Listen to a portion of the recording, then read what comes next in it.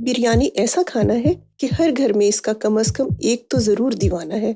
या मेरी फैमिली की तरह पूरी की पूरी फैमिली के बिरयानी रोज़ाना भी मिले तो इनकार नहीं करेंगे। वैसे तो आपको इंटरनेट पर बहुत सारी रेसिपीज़ मिल जाएंगी, मगर सभी एक एक किलो या ज़्यादा क्वांटिटी वाली होती हैं। मैं आज छोटी फैमिली के हिसाब से रेसिपी शेयर कर रही हूँ। अगर आप ज़्यादा अफराद के लिए भी बनाना चाहें तो बआसानी मल्टीप्लाई कर सकते हैं। तो चले बनाते हैं मज़ेदार सी टेंगी एंड स्पाइसी बिरयानी।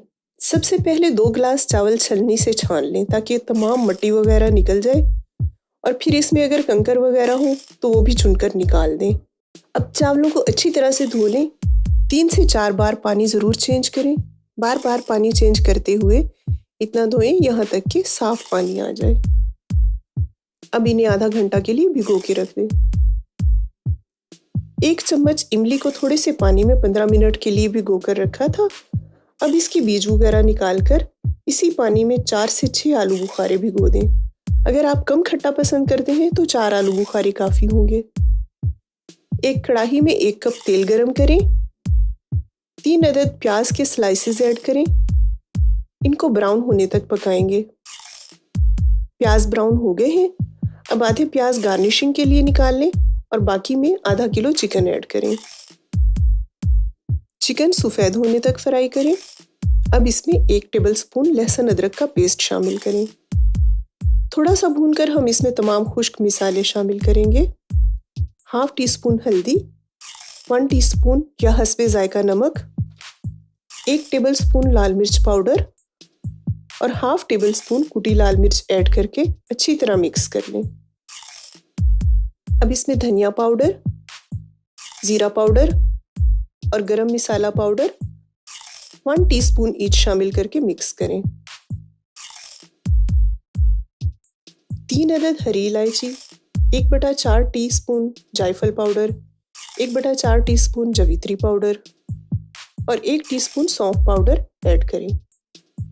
अब साथ ही इमली का पानी और आलू बुखारे शामिल कर लें और अच्छी तरह चम्मच चलाकर मिक्स कर लें। अब इसे ढांपकर हल्की आंच पर पकने देंगे। इस दौरान हम अपने चावल बॉईल कर लेते हैं।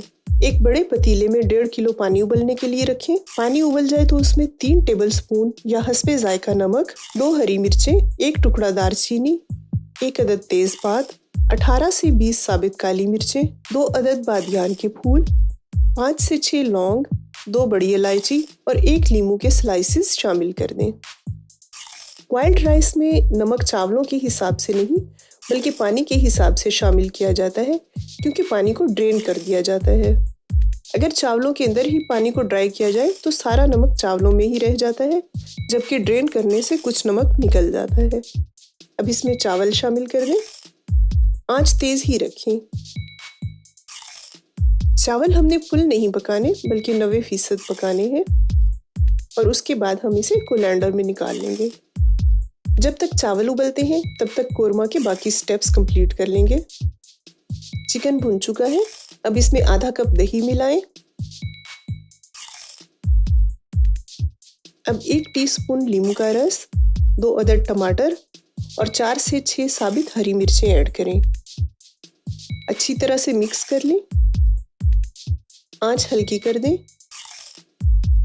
जब तक टमाटर गलते हैं हम चावलों को देख लेते हैं। चावल 90% तक पक चुके हैं। हम इन्हें निथार लेते हैं। वापस चलते हैं कोरमा की तरफ। टमाटर गल चुके हैं। अब हम इसमें 1 टीस्पून काली मिर्च पाउडर ऐड करके मिक्स कर लेंगे। अगर चाहें तो चुटकी भर जर्दा रंग भी शामिल कर सकते हैं, वैसे ये ऑप्शनल है। बेहद हसीन और मज़ेदार कोरमा तैयार है। अब हम बिरयानी को दम लगाने के लिए तहे लगा लेते हैं। एक खुले बर्तन के पेंदे में सबसे पहले कोरमे की तरी डालें। अब इस पर आधे चावल फैला दें।